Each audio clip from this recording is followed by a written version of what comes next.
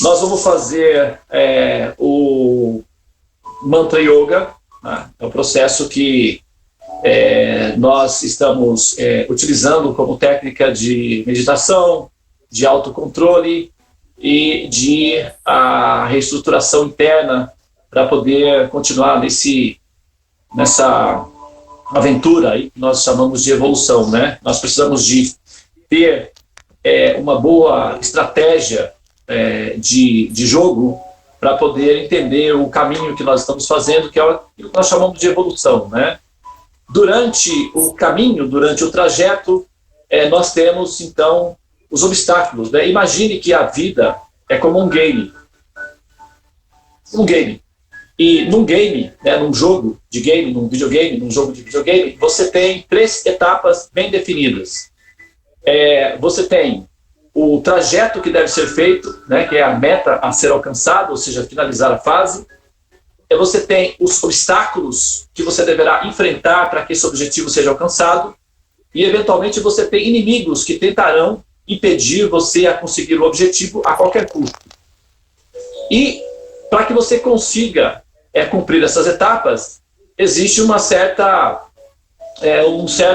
exigência, uma exigência prévia, que primeiro, você tem que conhecer as regras do jogo de forma muito clara, porque senão você vai simplesmente cometer erros e você não vai conseguir. Então é muito importante conhecer as regras do jogo antes que você possa começar a jogá-lo, porque você vai se tornar adubo constantemente.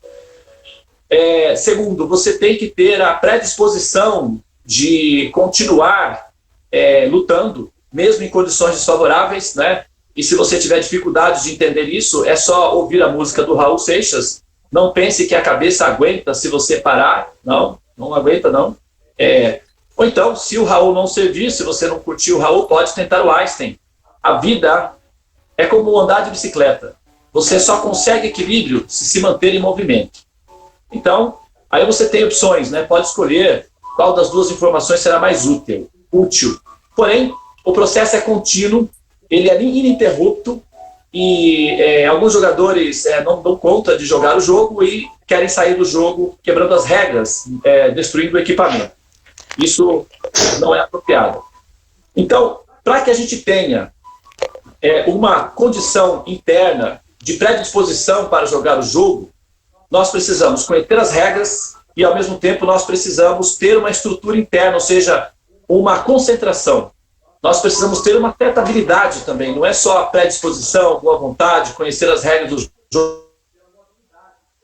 Não é suficiente, tem que ter alguma habilidade, senão também não vai conseguir. Então, ter autocontrole, controle emocional, ter controle mental, controle das emoções, ter superioridade interna, ter estrutura, ser um bom administrador da sua própria empresa é imprescindível para que ela não vá à falência, né?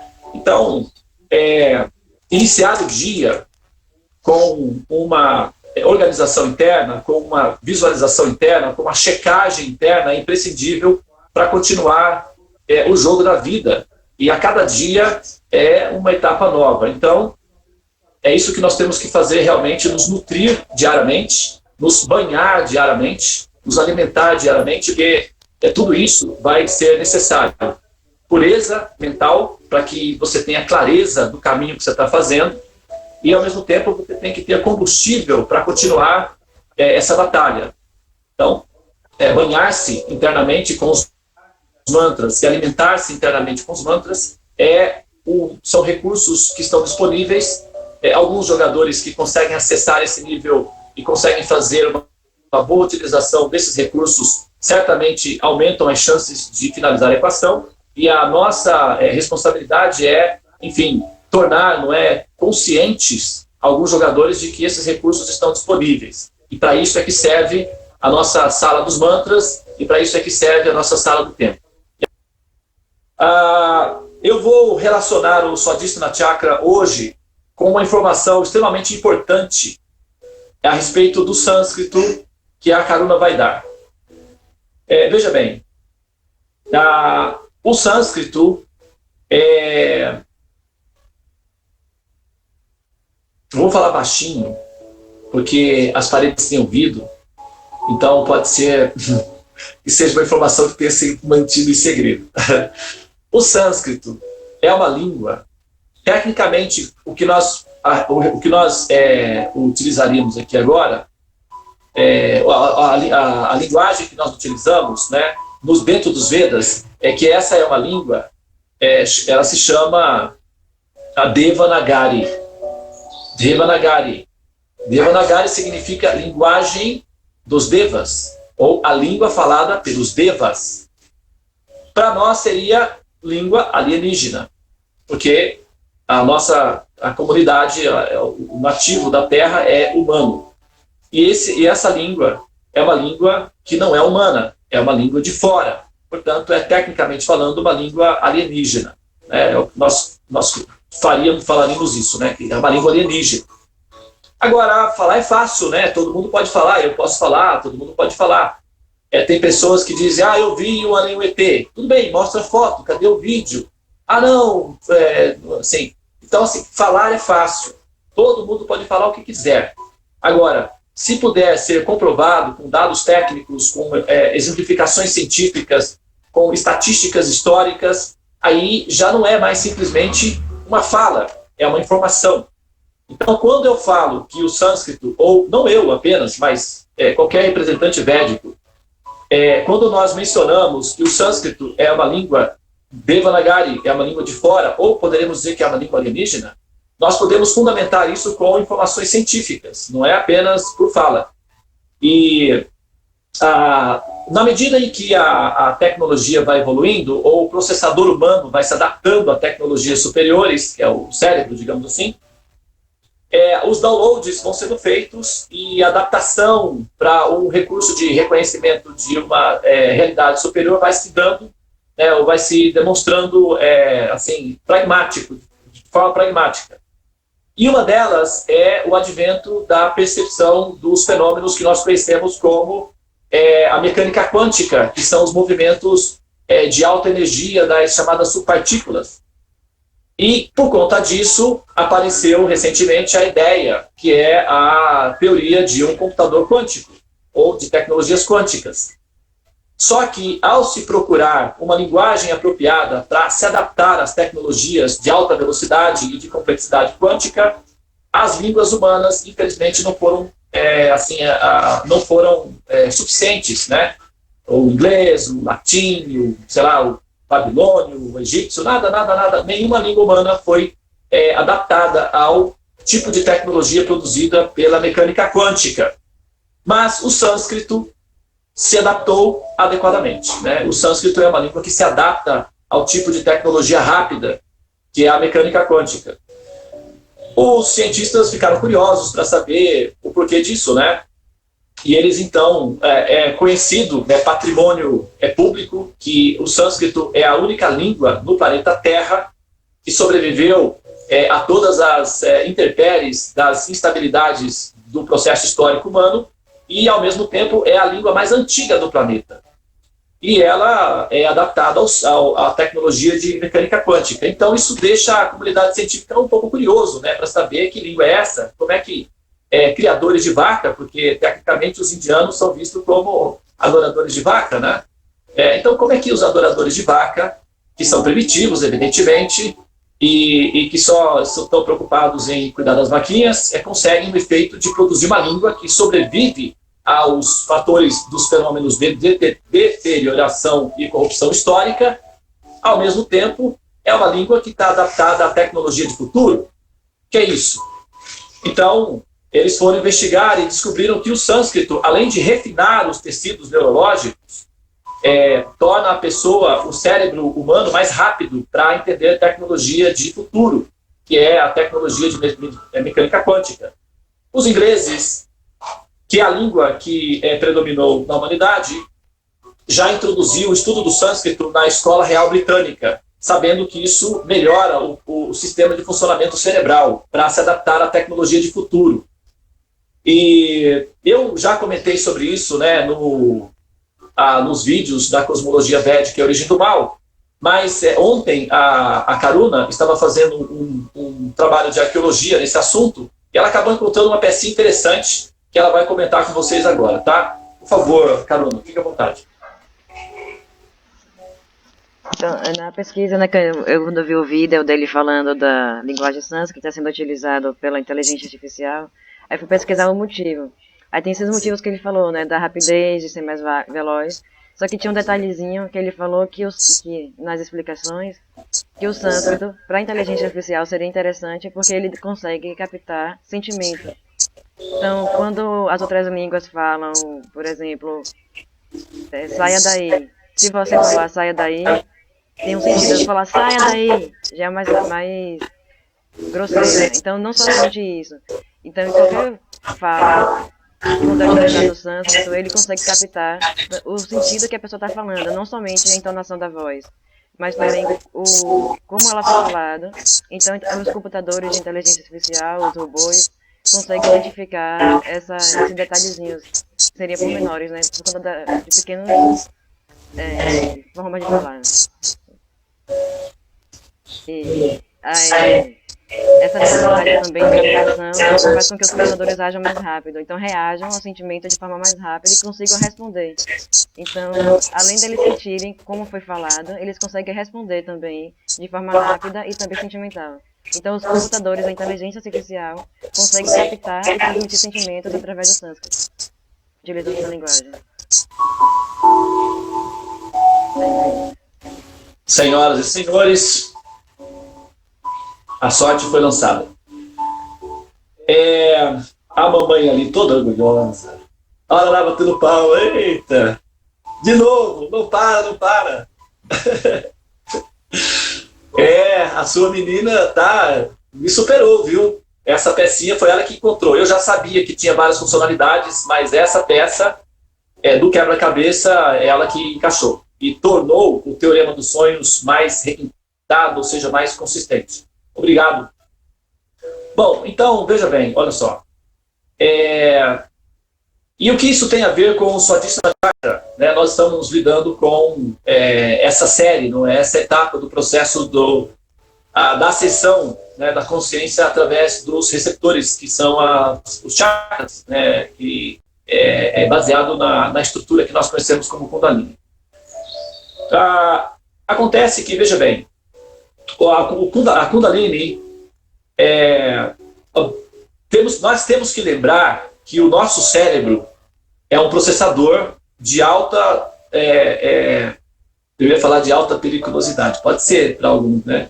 Mas é de alta sofisticação. Então, ele faz o que nós estamos tentando reproduzir com a tecnologia de mecânica quântica. Ele faz operações aceleradas.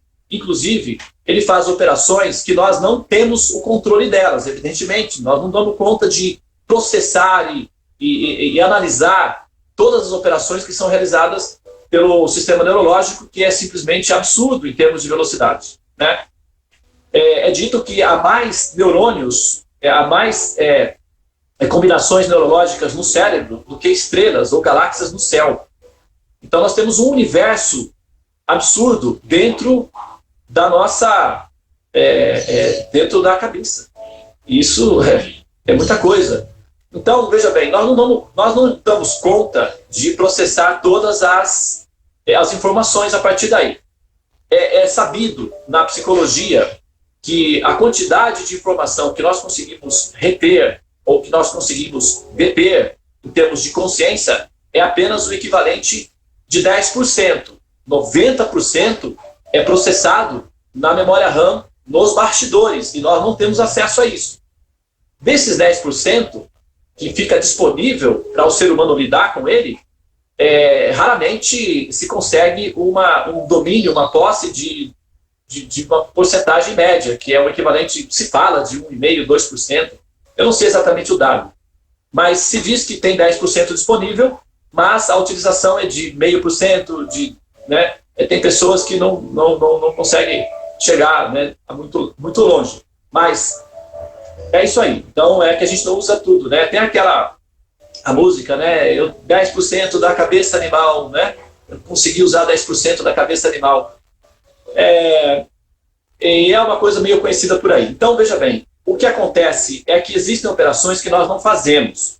nós não temos condições de administrar. Então isso é feito pela equipe técnica que fica nos bastidores, que é todo o metabolismo, todo o processamento que se dá nas redes, nas terminações nervosas e nas configurações que o próprio cérebro faz de forma independente do nosso controle. E o processo de despertar ou de evoluir, quando a alma, então, deixa de ser um autômata, ou ela está ali transitando entre o animal e o humano, o Muladhara Chakra, quando então ela se satura da condição animal e começa a conjecturar o sentido da existência, ela então é transferida para o Swadhisthana Chakra. E uma das características do Swadhisthana Chakra é justamente o medo. Né? Assim que o jogador se vê dentro do Swadhisthana Chakra, ele sente o impacto do medo. Essa situação causa um choque de existência. É aí onde a maioria dos jogadores se desesperam e destroem os equipamentos, que são os corpos. Né? Claro que depois eles terão que retomar o jogo, mas a princípio eles ficam tão assustados com a experiência do existir e os obstáculos que devem ser driblados dentro do processo do jogo em si, da evolução, que eles decidem que a melhor técnica seria sair do jogo, então eles acabam quebrando o equipamento. Então, normalmente, as pessoas que cometem suicídios estão começando a lidar com o Swadhisthana Chakra, nessa fase. Acima do Swadhisthana Chakra, normalmente não ocorrem os suicídios. Tanto é que o índice de suicídio relativo à maioria da população é menor, não é? Mas também não significa que aqueles que sobrevivem à pressão do jogo não estejam no Swadhisthana Chakra. Mas os jogadores que se desesperam são jogadores assim, inexperientes da segunda etapa, que é o Swadhisthana Chakra. Então, como os jogadores são inexperientes, eles se assustam mesmo devido à pressão e à experiência de existir, porque você, de repente, perceber que existe é um impacto. Isso não é uma coisa muito simples. Às vezes eu paro e fico pensando que coisa fantástica existir. Simplesmente, isso é incrível. O que é isso? Que fenômeno fantástico é esse? É uma magia, né? Então, existir é uma magia fantástica. Agora, lidar com esse processo é outra coisa, que requer uma série de tecnologia de informação. E o medo é o obstáculo principal a ser enfrentado pelo jogador que está na fase do Swadhisthana Chakra. Para que esse medo seja amenizado, o cérebro ele faz várias considerações, ele cria várias fórmulas e injeta no sistema nervoso central, né, através das substâncias químicas produzidas no cérebro, eu acredito que, não tenho certeza, tá, tecnicamente falando, mas parece que está relacionado com cortisonas, endorfinas, que acalmam e relaxam o jogador. O próprio cérebro produz isso daí, que é para o jogador assim, se acalmar e continuar jogando. Então, o sânscrito, como ele é uma linguagem, o sânscrito, a palavra sânscrito, sam significa junto, e krita significa perfeito. Sânscrita significa que foi feito de maneira perfeita e junto, ou seja, de maneira hermética.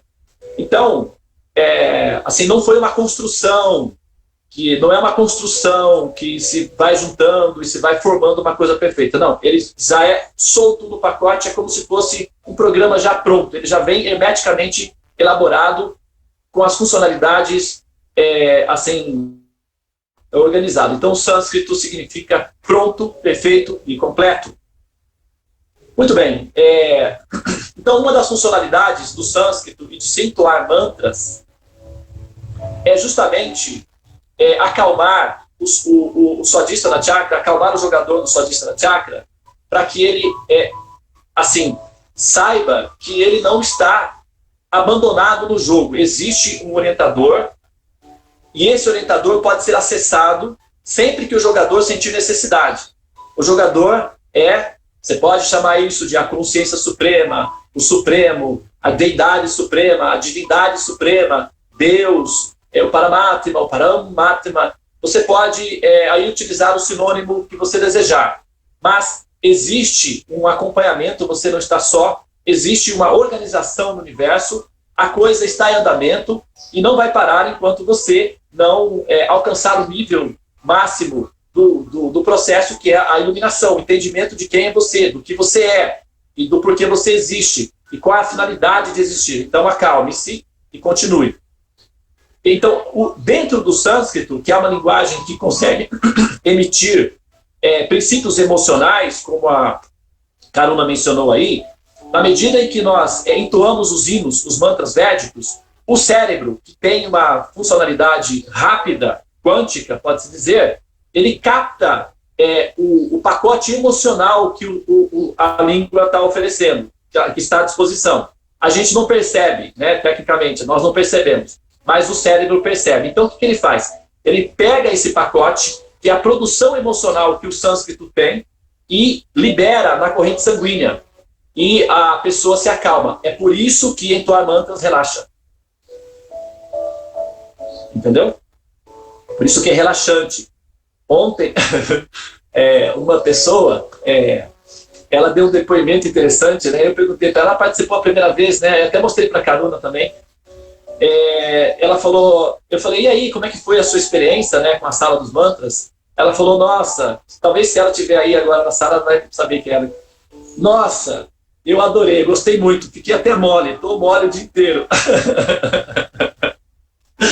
Então, é o efeito que os mantras produzem. Essa tecnologia, que é de futuro, ela é um fenômeno de aculturação. Então, o sânscrito é introduzido nas colônias humanas. A Terra não é a única colônia, existem outras também, só que as distâncias universais são estrategicamente colocadas assim, porque tem uma funcionalidade. A gente pode até conversar sobre isso em algum momento. Mas existem as colônias, são várias colônias humanas, e nessas colônias humanas são introduzidos sistemas de aculturação conhecido como civilização védica. E o conhecimento védico é introduzido de várias formas, com algumas técnicas que são utilizadas para introduzir o conhecimento védico nas colônias humanas. E o objetivo disso é justamente auxiliar os nativos humanos a se adaptarem a um tipo de civilização superior, que é conhecido como devas, né? Então, a civilização superior, ela é normalmente pacífica. Na medida em que os seres evoluem, eles se tornam pacíficos. Por exemplo, a história da Europa, por exemplo, né? Ou das civilizações humanas. Há 2000 anos atrás, nós éramos todos bárbaros assassinos. Entrávamos nas terras, estuprávamos, matávamos, roubávamos, eram todos ladrões assassinos, basicamente, né? E o chamado Império Britânico nada mais era do que piratas que entravam nas outras terras e determinavam que isso daqui nos pertence.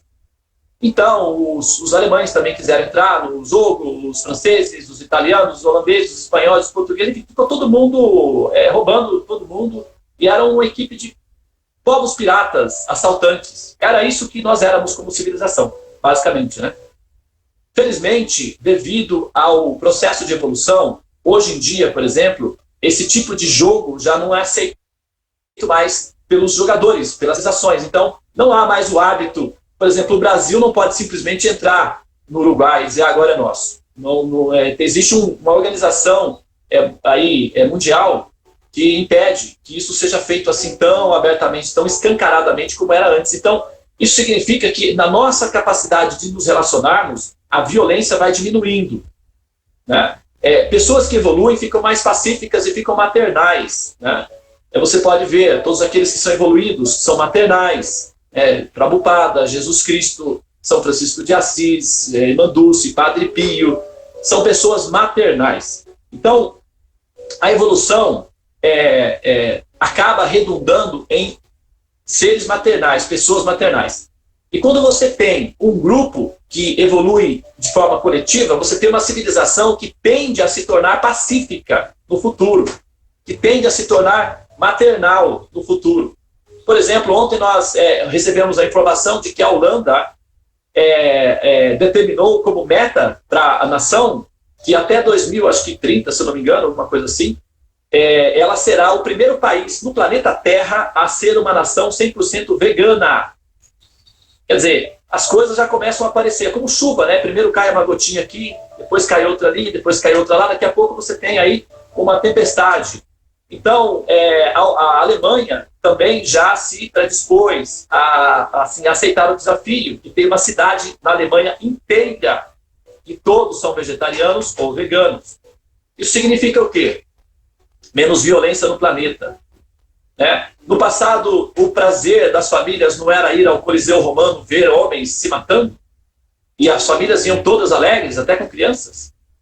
Hoje nós não temos estômago para vivenciar essa experiência, mas no passado a tensão da violência era tal que tinha estômago e era até divertido. Hoje nós já superamos isso, então nós evoluímos. Então, na medida em que nós evoluímos, nós superamos a violência. Por isso, os jogadores mais perfeitos, ou os jogadores mais adaptados a fechar a equação do jogo, se tornam pacíficos. A dieta vegetariana é uma dieta compatível com os conhecimentos védicos. Os conhecimentos védicos são adaptados a jogadores pacíficos, porque eles são leves, eles são complexos, eles são rápidos. E jogadores com muita violência são densos, são pesados, são lentos, são primitivos. Por isso, uma alimentação pacífica, sem sangue, sem violência, é apropriada para que o jogo fique mais rápido. Então, aqueles que são muito inteligentes e possuem uma percepção de futuro, entenderão que serem pacíficos e não violentos elimina significativamente a dose de medo, porque a violência produz sofrimentos, e os sofrimentos produzem medos. E aqueles que estão jogando na fase do Swadhisthana Chakra precisam superar o medo. E não há como superar o medo produzindo medo. Não se combate o mal com o mal. Deve-se ter um antídoto mais apropriado para isso. Por isso, a alimentação sem violência, a alimentação sem sangue, sem dor, sem sofrimento, sem destruição, está mais compatível com as regras do jogo para a próxima fase. A minha sugestão é que pensem nisso com uma certa cautela, porque não é simplesmente uma questão emocional, é um dado científico, e aqueles que querem, enfim, assimilar uma fase superior de existência, inevitavelmente terão que se deparar com essa realidade e terão que fazer as atualizações necessárias para que o próximo software seja recebido e o download seja funcional. Ok? Muito bem. Agora são 7 horas e 40 minutos. Né? Eu vou parar aqui. Se alguém quiser fazer algum comentário, alguma pergunta.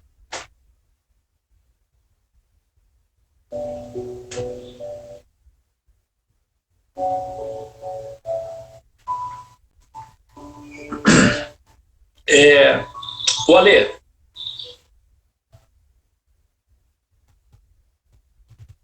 Alexander? Oi. Quer falar alguma coisa? Então, quando a Karuna estava falando, a Lei cortou umas partes aí. Bom, então... Se ela puder depois gravar um áudio aí, fica melhor. Então eu vou falar e vou repetir, porque eu não sei, o tom de voz da Karuna também é um pouquinho baixinho. Então eu vou repetir, mas saibam que o mérito dessa descoberta é dela, tá? Eu só vou repetir o que ela encontrou. É o seguinte, ela estava assistindo um dos vídeos, né, da série do Teorema dos Sonhos, que é a cosmologia védica e a origem do mal, e em um dos vídeos eu mencionei que o sânscrito foi a língua que se adaptou ao tipo de tecnologia de futuro que é baseado em mecânica quântica para computadores quânticos e inteligência artificial. Correto? E ela foi, então, verificar a procedência, não é, a consistência da informação. E ela acabou encontrando uma outra informação que eu próprio não sabia. Talvez seja uma informação mais recente, né, também, né, porque eles estão pesquisando muito esse assunto. Eles chegaram à conclusão de que o sânscrito ela é uma língua que a inteligência emocional também consegue reconhecer emoções. Então, por exemplo, dentro da frequência matemática que o mantra em sânscrito produz, tem uma parte em que a inteligência artificial faz a operação mecânica, matemática, de traduzir a informação, mas ela também consegue identificar que emoção é aquela. O que nenhuma outra língua no planeta consegue fazer. Então, para inteligência artificial e tecnologia de futuro, o sânscrito é mais adaptado porque é a linguagem em que se consegue fazer distinção entre sentimentos e simplesmente informação. Então, isso foi a peça que ela encontrou isso é um dado, né, uma informação aí. E claro que as pesquisas continuam, né, mas a ideia é que o que tem por detrás disso é a verificação do teor, da relevância que tem o sânscrito no processo da atualização do nativo local, que é o ser humano como grupo. Ou seja, a evolução humana necessariamente, parece que todos os dados estão demonstrando isso cientificamente, passa pela adaptação ao conhecimento védico. E o sânscrito é a criptografia que representa esse conhecimento védico. Porque o conhecimento védico é o quê? É um dado, é um pacote de informações. Mas a criptografia que representa esse conhecimento é o sânscrito. A matemática védica é a matemática que nós usamos, pelo amor de Deus, porque a gente não tem essa informação. Nós aprendemos que a matemática, os árabes inventaram a matemática que nós usamos. Os árabes pobrezinhos, eles não inventaram a matemática que nós utilizamos, eles recolheram essa matemática do continente indiano, que é onde tem a civilização védica. Então, o que nós chamamos de números arábicos, na verdade, são números védicos. Inclusive, as formas geográficas, nos meus vídeos de astrologia, eu até menciono alguns documentários que demonstram isso. A forma geográfica de cada um dos números, que nós chamamos de arábicos, na verdade, são originários do sânscrito, nos textos védicos. Então, nós usamos a matemática védica, que é a matemática que mais se adapta a grandes operações. A matemática produzida pelos romanos não deu conta. A matemática produzida pelos babilônios não deu conta. A matemática produzida pelas civilizações não deu conta. A matemática védica foi a matemática que se adaptou ao processo de aceleração de evolução, que é a matemática que nós usamos e que nós aprendemos na escola. Então, a matemática védica já está em funcionamento. Nós já somos dependentes do conhecimento védico, só que a gente não sabe. Agora entrou o sânscrito, e evidentemente ele vai ser resgatado, porque é tecnologia de futuro, vai precisar disso. Então nós vamos ter matemática e criptografia de linguagem, tudo védico. Isso para a evolução do ser humano. Então se vê claramente que isso é um projeto de educação, de médio e longo prazo. Isso já foi planejado antes. Nós só estamos agora entendendo que nós fazemos parte de um plano, que é um projeto de evolução, de educação. E os alunos que são mais experientes em entender como é que funciona o mecanismo, adaptam-se. Os outros, enfim, vão ter que aguardar até o momento em que eles podem se adaptar.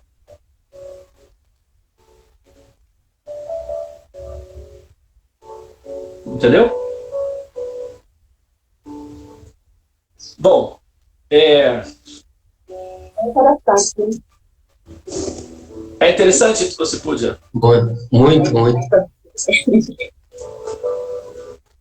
Bom, isso nos ajuda a melhorar o nosso processo do mantra em si. Por quê? Até então, o que nós estamos fazendo quando a gente fala o mantra? Nós estamos sendo motivados emocionalmente para fazer o mantra. Por quê? É uma oração, né? Também tem a questão do bem-estar da humanidade. Nós estamos querendo ficar em harmonia com Deus. Nós queremos rezar, queremos orar. Então, nós somos motivados, inicialmente, por pelos aspectos emocionais, que está válido, está dentro da operação, não tem nada, porque quando a gente está fazendo uma Mahamantra, nós estamos fazendo uma oração mesmo, né? Ó energia suprema de amor divina, eleva-me, envolve-me, protege-me. Para aqueles que são cantores dos santos nomes, são meditadores dos santos nomes e que são mais esotéricos, tem uma outra interpretação dos santos nomes. Enquanto eles estão entoando os santos nomes, o Mahamantra, eles estão dizendo o seguinte: ó Krishna, por quanto tempo eu permaneci distante de você? Agora que eu te encontrei, o meu coração floresceu de amor, eu me rendo completamente aos pés de lótus de Shri Radhe. Isso é uma linguagem que só dá para ser entendida para os Vaishnavas. É uma pós-graduação, é depois do Teorema dos Sonhos. Então, o que nós fazemos aqui, que é a base do entendimento do que está acontecendo, é assimilar o Mahamantra como uma oração. Ó energia suprema de amor divina, eleva-me, envolve-me, protege-me. Isso está completamente... é uma oração. Então, nos inspira a orar, até pelas pessoas, pelo bem-estar da humanidade, etc. Mas, num nível mais assim, profissional do processo de entoar o mantra, é uma auto-hipnose. Então, quando a gente pensa que o mantra é uma oração, fica aparecendo, quando a gente pensa no mantra enquanto um processo de oração de religião, pode dar um efeito colateral, que é o seguinte: você está repetindo como um papagaio, né? Você pode receber essa crítica, e você pode assimilar essa crítica e até pensar em si mesmo como sendo, olha, essa oração é uma repetição. Ah, e tal, falou que não pode ser repetição, que a oração tem que ser orgânica, saindo do coração, mas aqui a gente está aí, Hare Krishna, isso é uma repetição e tal. Então, toda essa consideração pode interferir como resíduo no processo e atrapalhar, é uma poluição. Então, quando nós entendemos a funcionalidade da tecnologia do mantra, intrínseco ao mantra, então nós passamos a entoar o mantra, não na hora em que nós estamos entoando o mantra, a gente não precisa se preocupar que aquilo é uma oração, porque o cérebro já está fazendo essa operação intrinsecamente, não é necessário a gente pensar nesse nível. Enquanto nós estamos fazendo o mantra, nós temos que saber que nós estamos entrando no processo que é uma auto-hipnose. E por isso a necessidade de apenas ouvir o mantra. Porque nós não conseguimos controlar toda a tecnologia embutida ao mantra, intrínseca no mantra. O que nós fazemos? Recebemos o mantra e deixamos que os bastidores, a equipe técnica, que são o sistema neurológico, façam a operação de decodificação do mantra.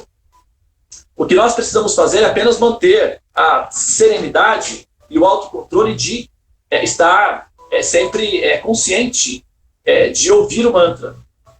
As outras operações vão ser feitas pelo próprio sistema neurológico. É uma auto-hipnose, é um sistema de autoconhecimento bastante complexo.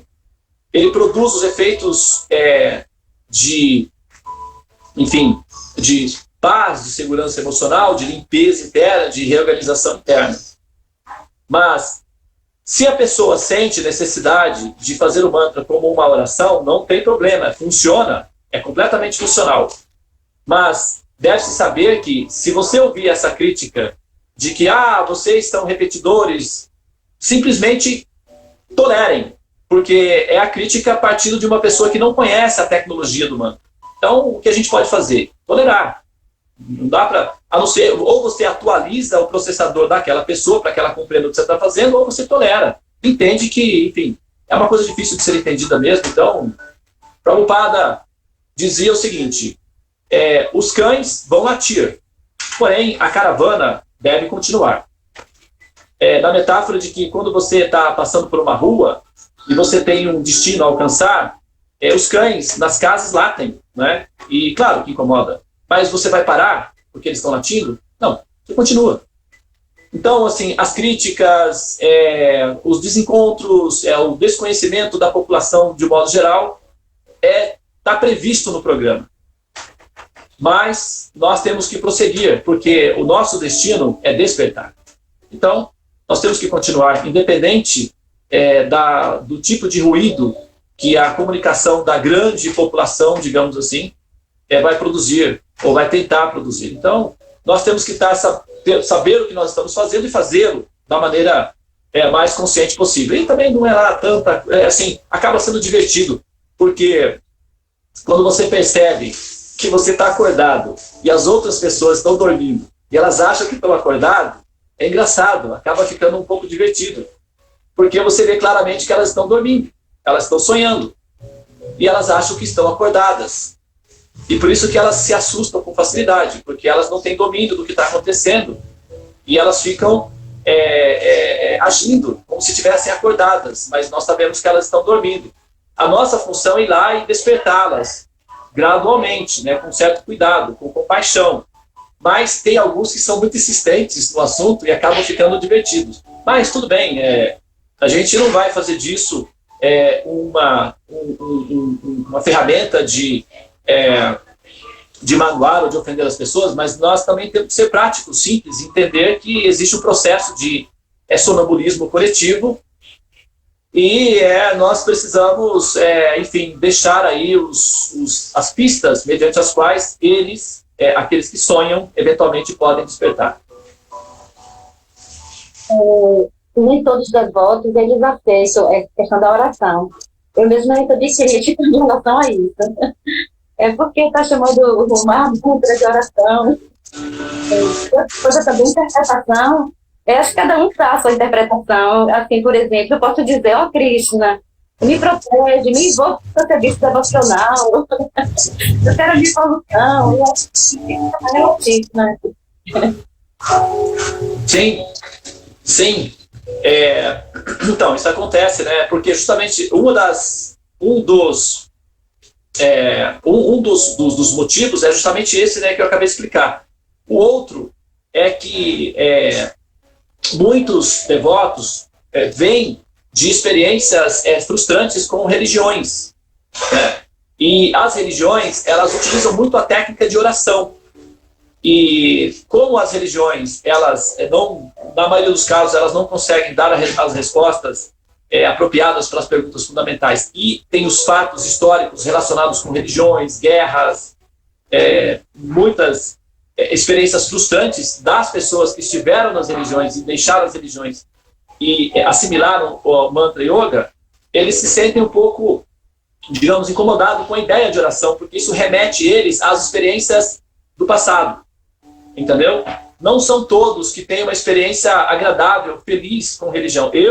Particularmente, eu tive uma experiência muito agradável, muito feliz com a religião. Eu sempre fui católico e fui coroinha, eu nunca fui abusado sexualmente, os padres sempre foram muito gentis, maternais, amorosos comigo, e eles eram até engraçados. Eu tive um padre que era espanhol, e uma vez eu estava sendo coroinha, e tinha que tocar o sino, né, e dar um negócio lá pro padre. E eu fiquei em estado de choque lá, né, um monte de gente na minha frente, e eu com um negócio na mão, o padre, menino, você tem que dar o sino para mim agora. A igreja inteira caiu numa gargalhada. A missa interrompeu e ficou todo mundo rindo. E eu era gordinho, eu fiquei vermelho. E o sino não precisava nem tremer, eu os próprios já tremiam. A minha mãe estava assistindo a missa e ela então fez assim com a mão no coração, porque a minha mãe era meu mestre de religião, ela sempre foi minha professora de religião. Então eu fui primeira comunhão, crisma, batismo, todos os processos, todo o protocolo da religião, eu vivenciei. Então a minha experiência com religião foi uma experiência feliz, uma experiência agradável. Cheguei, inclusive, a ser um candidato a padre. A minha mãe projetou para que eu fosse um sacerdote. Ela rezava, pedia para Deus um filho que fosse um sacerdote, que fosse um padre. Na cabeça dela era um padre, ela queria um padre. Só que aí veio eu, né? Depois ela se acostumou. Mas ela queria um padre, então ela rezou muito. Minha mãe era uma mulher, sempre foi uma mulher muito católica, religiosa. Depois ela se converteu para a renovação carismática, que é uma ala radical do catolicismo, né? E eu sempre acompanhei a minha mãe, sempre fui nas missas. Eu adoro missa, o cheiro de igreja, a solenidade, eu amo tudo isso. Então a minha experiência com religião é ótima, mas tem pessoas que não. Tem pessoas que têm experiências traumas. Então, quando a gente coloca que há uma oração, isso cria nelas uma ojeriza, uma repulsão, cria nelas uma resistência. Por isso que, realmente, né, a gente dito assim, que os sábios, eles ao agir, agem de tal maneira que não perturba a mente dos inocentes, né? E nós realmente temos que levar isso em consideração, porque como todas as comunidades, né, as religiões, o movimento Hare Krishna também tem seu aspecto religioso, né, a sua comunidade que se caracteriza como uma religião, e como toda religião é uma espécie de hospital, recebe os pacientes em estado mais crônico, mais grave. É difícil um que chega com o objetivo de evolução, de compreensão de Deus. Normalmente a gente chega assim, meio cansados da batalha, né? É um hospital. E aí as pessoas chegam ali meio danificadas, meio sofridas, meio com experiências de traumas, etc. E uma delas é o trauma de religiões anteriores. Então, quando se coloca que nós vamos orar, elas pensam, não, pelo amor de Deus, eu já passei por isso antes e não foi legal. Então, eu não gostaria de orar. Eu só gostaria de meditar. Então, para elas é mais fácil pensar em termos de uma meditação, que de fato do que uma oração, porque elas querem romper com a história delas do passado. E a gente precisa levar isso em consideração, porque senão a gente impõe sobre elas a nossa experiência feliz com a religião, né? E aí o que acontece, elas não conseguem se adaptar e acabam rompendo até com o próprio Mahamantra. Porque se o Mahamantra for entendido como uma oração, ela pode não conseguir digerir e processar a experiência e gerar uma distância entre ela e o Mahamantra. Por isso que, de fato, né, entre os devotos, os Vaishnavas, a terminologia mais apropriada seria realmente meditação, ou cantar o mantra, entoar o mantra, saborear o mantra, cantar os santos nomes. Esse tipo de linguagem se adapta mais aos Vaishnavas. Agora, para o público em geral, para as pessoas em geral, apesar de que existe também o risco de esse efeito colateral aparecer, mas para o público geral pode-se utilizar o recurso de oração e tal. Tem até algumas pessoas que têm uma certa resistência com relação à meditação, né, porque eles acham que isso é uma infiltração de religiões orientais que vieram para perturbar a mente das pessoas no Ocidente, que já está tudo certinho, aí vem com essa história de meditação, complica a cabeça das pessoas e tal.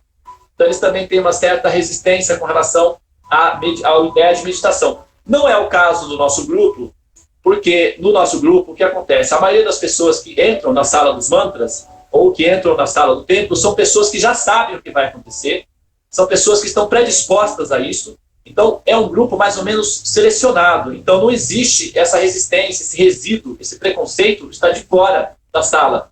Então, a gente pode usar o conceito de meditação, de mantra yoga. Podemos usar, eventualmente, a informação de que se trata de uma oração, né? Vamos fazer uma oração em grupo, inclusive, quando a gente faz, não é? Às vezes, a Torre de Babel, como sendo um processo de oração, e tudo é válido. Só que os jogadores, às vezes, não conseguem juntar as peças, né? E aí dá um curto-circuito. Isso tem que ser levado em consideração. Eu mesmo tive que me notar, porque eu usava o termo até de rezar. Mas então, vamos rezar. E Sim. eu usava isso, rezar. Sim, rezar, não é? Rezar. Rezar, orar, né? Enfim. São as terminologias, mas as terminologias, por exemplo, a palavra Deus é uma palavra que está muito carregada. Eu costumo evitar falar desse assunto utilizando essa terminologia. Então eu uso subterfúgios como o Supremo, a verdade suprema, a fonte da energia, o absoluto, para evitar a palavra Deus, porque ela foi tão mal utilizada, foi tão assim vilipendiada, atacada, mal utilizada, que você colocar o termo Deus pode ser uma propaganda negativa para o que você quer informar. Então, termos como o Senhor Supremo ou o Absoluto é muito mais apropriado no momento, porque as pessoas elas estão meio que decepcionadas com a ideia de Deus, porque na maioria dos casos Deus, não é? Você vê aí, né, João de Deus, aí você vê a flor de lis, daí você vê lá o processo sabe? As pessoas estão bem saturadas com essa ideia de Deus. Então, a gente procura evitar até o conceito, porque atualmente o adjetivo, né? Porque Deus, na verdade, é um adjetivo para assim, metaforizar uma pessoa. E Deus significa aquele que reúne todos os eus, né? A palavra eu é uma palavra grega e Deus significa a união dos eus. Deus é a união dos eus, é simplesmente, né? E Zeus, da onde que saiu a palavra Deus, era o eu supremo, né? O semideus supremo. Então eles só transformaram Zeus para Deus e ficou a ideia do supremo, o absoluto.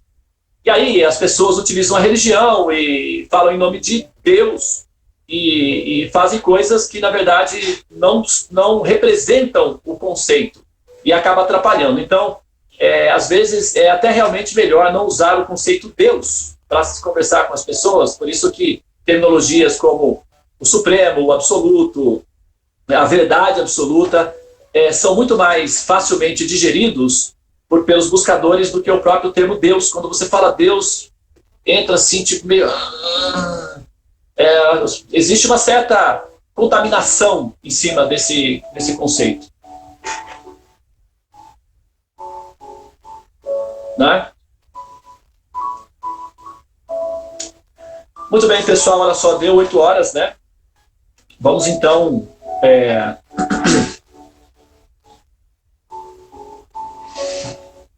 encerrar.